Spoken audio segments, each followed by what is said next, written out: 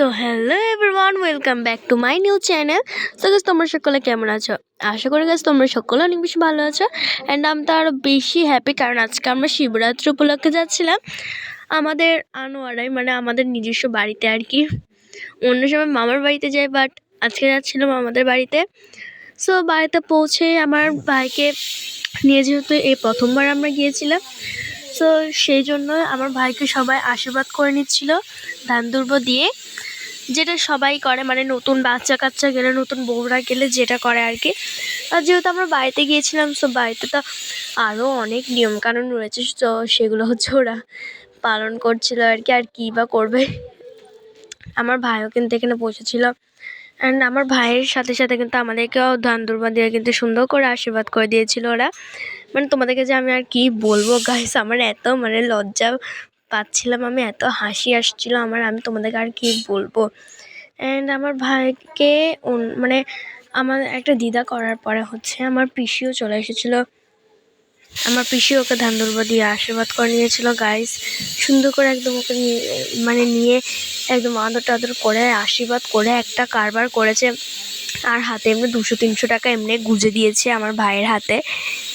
So এরপরে হচ্ছে আমরা চলে আসছিলাম আমাদের মন্দিরের সামনে, যেহেতু আমাদের বাড়ির কাছেই হচ্ছে মানে শিব মন্দির।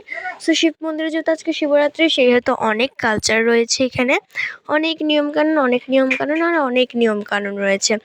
সো এখান থেকে হচ্ছে দোলিরা আসছিল আরতি করতে করতে, অ্যান্ড কিছু মহিলা ছিল, ওরাও আসছিল ভোগ নিবেদন করতে। অ্যান্ড এরা হচ্ছে আরতি করছিল, অ্যান্ড আমি জাস্ট কয়েকটা ক্লিপ নিচ্ছিলাম তোমাদের সঙ্গে শেয়ার করার জন্য। এরপরে আমিও আস্তে ধীরে ওদের পিছনে পিছনে সুন্দর করে ঢুকে গেলাম মন্দিরের ভিতরে। আমাদের মন্দিরে আর আমাদের বাড়িতে যেহেতু প্রত্যেকবারে মহোৎসব হয়, সো এবারে হচ্ছিল। অ্যান্ড আমি মহোৎসবটা দেখে কয়েকটা ক্লিপ নিয়ে দেন চলে আসছিলাম আমাদের শিব মন্দিরে। আমি এবার ঢুকবো। শিব মন্দিরের বাইরে থেকেও কিন্তু আমি কয়েকটা ক্লিপ নিয়ে নিয়েছিলাম গাইস। সো দেখতেই তো পাচ্ছ কত বড় গেট, কত সুন্দর সব কিছুর আয়োজন। অ্যান্ড এখানে রয়েছে আমাদের মহাদেব, আমাদের ভোলানাথ, আমাদের শিব বাবা। সো ওনার কিছু ক্লিপ নিয়ে, অ্যান্ড ওনাকে যেহেতু ভোগ নিবেদন করা শেষ হয়ে গিয়েছিল, সো ওনার ভোগটাও এখন উঠিয়ে নেওয়া হচ্ছিল। অ্যান্ড সকলে দেখতে দেখতে সকলে বেশি প্রণামও করে নিচ্ছিল। অ্যান্ড আমিও আর কিছুক্ষণ পরে নমস্কার করবো। অ্যান্ড জাস্ট কিছু ক্লিপ নিয়েছিলাম, এত ভালো লাগছিল না। প্রায় 4-5 বছর পরে আমি মনে হয় বাড়িতে গিয়েছিলাম। অন্য সময় মানে একলা একলা যায়, মানে আমার বাবারাও যায়, বাট আমার ভাই তো আগে হয়নি, এবার হয়েছে। তো এবার আমার ভাইকেও আমরা নিয়ে গিয়েছিলাম, আরও বেশি ভালো লেগেছিলো আমার। সো জাস্ট এখানে জানলা ছিল, জানলার থেকেও কয়েকটা বাইরে ক্লিপ নিচ্ছিলাম আমি। সকলে নমস্কার করে নিচ্ছিলাম, আমার মা, আমার বোন সকলে নমস্কার করে নিচ্ছিলাম।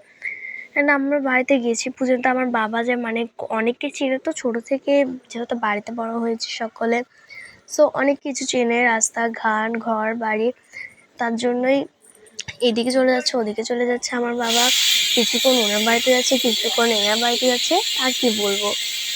অ্যান্ড জাস্ট আমি এবার চলে গেলাম শিব মন্দির থেকে পুকুরঘাট থেকে কয়েকটা ক্লিপ নিয়ে আমার বাবা আমার ভাইকে আমাদের সকল জায়গা সম্পত্তিগুলো বুঝিয়ে দিচ্ছিল, মানে এতটুকু থেকে এতটুকু আমাদের। অ্যান্ড যেহেতু আজকে মেন কাজ কারবার হচ্ছে আমার ভাইয়ের মানুষটা দেওয়ার জন্যই আমরা মূলত আজকে বাড়িতে এসেছিলাম। সো সেটার জন্য হচ্ছে আগে ওর মানুষটা সারিয়ে নিতে হবে। এই যে কবুতরগুলো দেখছো, কবুতরগুলো কিন্তু আমার ভাইয়ের জন্য মানুষ করা হয়েছিল ওর জন্মের আগে। সো এখন সেগুলোই দেওয়া হচ্ছে গাইস এখানে, তোমরা তো দেখতেই পাচ্ছ। অ্যান্ড কবুতরগুলোকে দিয়ে যে কী করছিল ওর মাথার ওপর, আমি আজ মানে এখনও বুঝতে পারছি না যে কী করছিল। অ্যান্ড আর কিছুক্ষণ পর ওর মানুষটাও দিয়ে দেওয়া হবে। অ্যান্ড ফাইনালি ওর মানুষটাও দিয়ে দেওয়া হচ্ছিল ওদের হাতে পায়ে ধরে। সেখানে সুন্দর করে কিন্তু ওদের মানুষটাও দিয়ে দেওয়া হয়েছিল। অ্যান্ড এখানে আরও অনেক মানুষ ছিল। ফাইনালি কবুতরগুলোকে যখন ছেড়ে দিয়েছিল, কবুতরগুলো মনের শান্তিতে হাঁটছিল। বাট 2 মিনিট পরে ব্রাহ্মণ উঠিয়ে এটাকে নিয়ে চলে যাবে। অ্যান্ড এখানে কিন্তু শুধু আমার ভাইয়ের মানুষ নয়, আরও অনেকের মানুষ রয়েছে, আরও অনেকের রয়েছিল। একজন ছাগল মানুষ করেছে, আরেকজন এটা মানুষ করেছে, আরেকজন ওটা মানুষ করেছে। অ্যান্ড ফাইনালি দেখতে দেখতে ব্রাহ্মণ পুরোহিত মশাই, আমার যে পরিমাণে কাশি গাইস তোমাদেরকে আর কি বলবো, পুরোহিত মশাই সুন্দর করে কবুতরগুলোকে নিয়ে চলে গিয়েছিলাম। অ্যান্ড এখানে হচ্ছে যেহেতু এটা শিব গাছ, তো শিব গাছকেও পুজো করে নেওয়া হচ্ছিল। পুজো যখন করছিল তখন সকলেই প্রণাম করছিল, মোমবাতি ধরাচ্ছিল। অ্যান্ড এরপরে আমাদের দেখতে চলে এসেছিলাম আমার ঠাকুমা ঠাকুরদাদাদের চিতায়। অ্যান্ড সো দেখতে দেখতে আমরা চিতা মাতিয়ে এরপর হচ্ছে চলে গিয়েছিলাম ঘরে।